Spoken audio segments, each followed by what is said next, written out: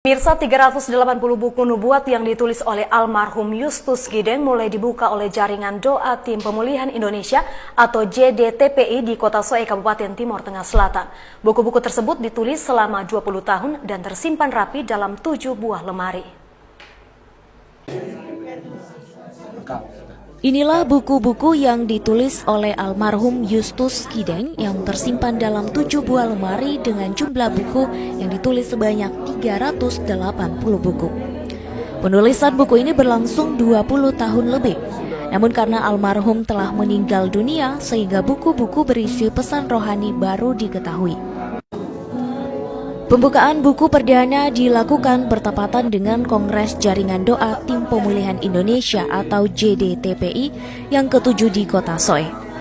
JDTPI menyebut proses penulisan buku nubuat melalui proses tidak biasa seperti yang dilakukan manusia normal pada umumnya.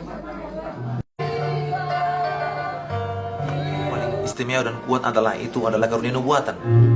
Nah, dari semua bukti-bukti yang ada di NTT ini, ada satu hal yang selama ini menjadi misteri tapi menjadi kenyataan. Ini buku-buku nubuatan inilah buktinya bahwa ada memang nubuatan itu di Soe ini.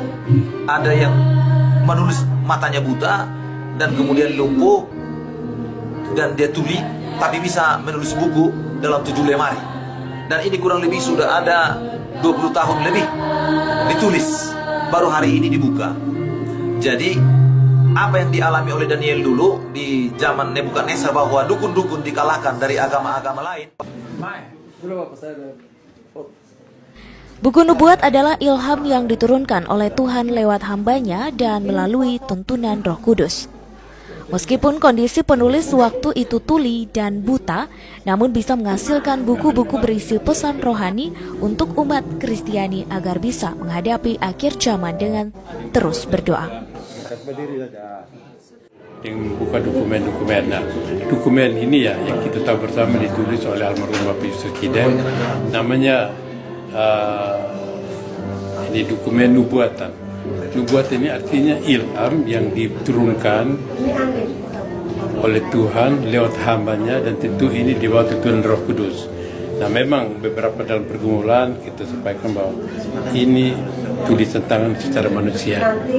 Tetapi kita melihat latar belakang kondisi dia saat menulis inilah bahwa ini seperti di luar kebiasaan normal manusia.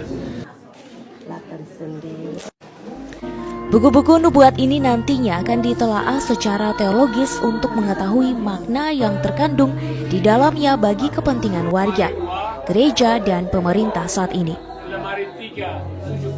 Bagi umat Kristiani, buku-buku tersebut sangat bermanfaat untuk memperkuat iman dan percaya kepada Maha Kuasa. Halo, kita jumpa dalam program televisi Yerta Blessing Center. Saya Pendeta Joy Yadis Marolo Manulang bersama Bapak Martin Sekoko dan kameramen Yerta Hiptu Jayanto dari Jalan Apel nomor 16, Kota Soe, NTT. Saya saat ini sedang berada di tempat almarhum Justus Gideng yang mencatatkan buku 7 lemari. Ini ada beberapa duplikat-duplikatnya dan dia tulis buku ini dalam keadaan buta dan tuli. Suatu saat ketika Yesus membawa dia ke surga, lalu kemudian Yesus menunjukkan kepada dia buku tentang akhir zaman yang ditulis oleh Daniel dan yang dikatakan sembunyikanlah sampai nanti suatu saat ada orang yang menelitinya. Lalu Justus Gideng berkata kepada Tuhan Yesus, mengapa saya diizinkan menulis tentang buku akhir zaman? Saya bukan pendeta, saya bukan penginjil, saya bukan majelis, saya hanya seorang insinyur muda dan saya tidak banyak tahu firman Tuhan. Lalu Tuhan Yesus berkata, kamu tuliskanlah buku bagiku tentang akhir zaman, mempersiapkan kedatanganku pada kali kedua. Bukankah engkau sudah lolos dengan masa pencobaan selama 7 kali? Dan bukankah engkau tertulis dalam kitab Yesaya 42 ayat 19, yang tuli dan buta utusanku. Dan engkau adalah yang kupakai untuk menuliskan buku tentang akhir zaman, rahasia akhir zaman yang ditulis oleh Daniel itu. Dan kotamu, kota Soe, kusebut adalah kota Allah. Dan Indonesia kusebut adalah pintu gerbang timur, mempersiapkan kedatanganku pada kali kedua. Para pendengar dimanapun Anda berada dan pemirsa dimanapun Anda berada mengikuti program ini, supaya Anda tahu di kota Soe, Indonesia, ada seseorang yang dipakai Tuhan dengan cara yang ajaib. Tuhan Yesus berkata kepada Yesus Kideng, di akhir zaman ini akan banyak orang bertobat dan dari bangsa-bangsa akan datang ke kota Soe melihat bukumu yang ditulis dengan tanganku. Perhatikan, dengan tanganku, tangan Roh Kudus. Justus Kideng setiap kali dia menulis buku itu adalah matanya terbuka. Setelah habis menulis buku itu, matanya tertutup lagi. Para pemirsa, perhatikan buku di sini. Ini adalah fotokopi daripada setiap jilitan-jilitannya. Dan Bapak Martin Sekoko ini adalah saksi pertobatannya dan sahabatnya sampai dia mati. Dia juga menyaksikannya, penulisan ini menyaksikannya. Bapak ini juga adalah ketua persekutuan doa yang ada di tempat ini. Dan ini adalah saksi sejarah. Ini namanya Persekutuan Doa Pondok Sukacita.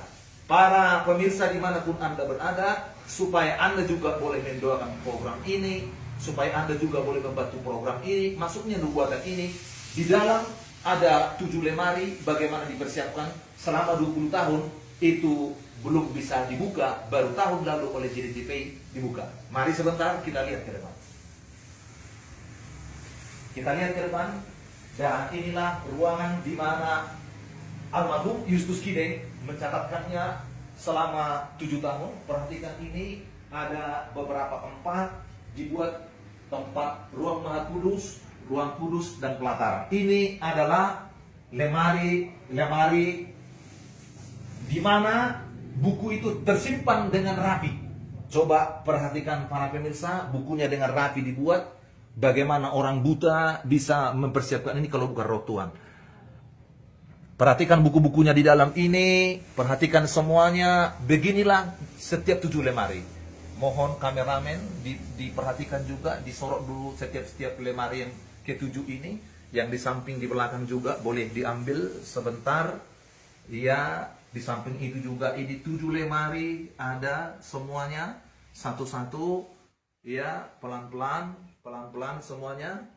Dan ini pekerjaan Tuhan yang sudah tersimpan 20 tahun, baru tahun lalu dibuka lewat JDTP Jaringan Doa Tim Pueblo Indonesia. Kembali kepada saya, perhatikan disinilah beliau almarhum menulisnya selama 7 tahun. Dan disinilah yang Tuhan Yesus pernah datang dan berdiri di tempat ini, makanya ada materai di sini. Di tempat ini juga lah Tuhan Yesus membawa dia secara roh ke dalam kerajaan surga.